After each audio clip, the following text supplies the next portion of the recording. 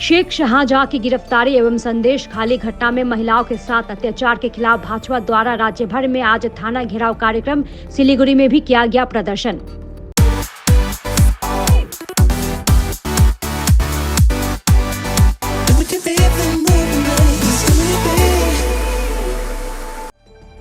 शेख शाहजहां अभी पुलिस की गिरफ्त से बाहर है। वहीं संदेश खाली घटना में महिलाओं के साथ अत्याचार एवं राज्य सरकार और पुलिस की भूमिका पर सवाल उठाते हुए आज भाजपा द्वारा राज्य भर में थाना घेराव कार्यक्रम आयोजित किया गया है।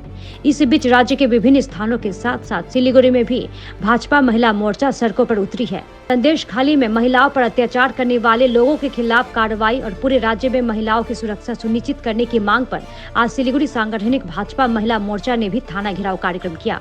इधर प्रधाननगर थाना के सामने बृहद प्रदर्शन करने के दौरान आज भाजपा कार्यकर्ताओं के साथ पुलिस की धक्का मुक्की शुरू हो गई, जिसके बाद भाजपा के 5 प्रतिनिधि मंडल की एक टीम ने थाना प्रभारी को ज्ञापन सौंपा। इस दौरान जिला भाजपा महिला मोर्चा के जनरल सेक्रेटरी सोमा मजुमदार ने कहा कि সন্দেশখালীতে যে নারী অত্যাচারিত হয়েছে এবং শেখ শাহজাহানের নেতৃত্বে যেইভাবে আজকে নারীরা এখানে অত্যাচারিত হয়েছে এবং প্রতিদিন তাদের উপরে কি কি অত্যাচার হয়েছে তারা আজকে বাইরে বেরিয়ে বলতে বাধ্য হচ্ছে, অথচ সেই শেখ শাহজাহানকে এখনো অবধি গ্রেপ্তার করা হলো না।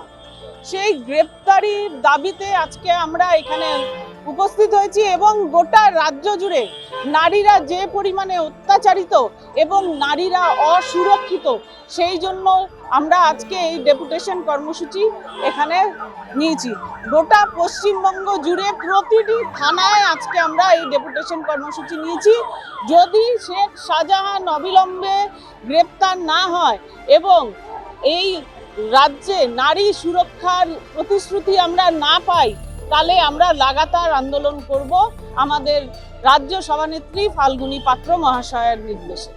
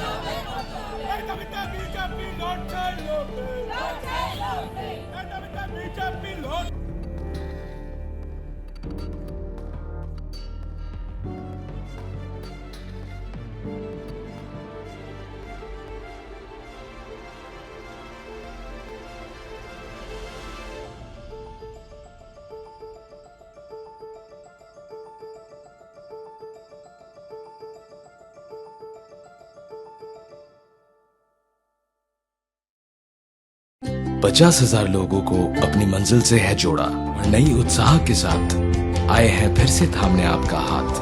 श्री शांति होंडा।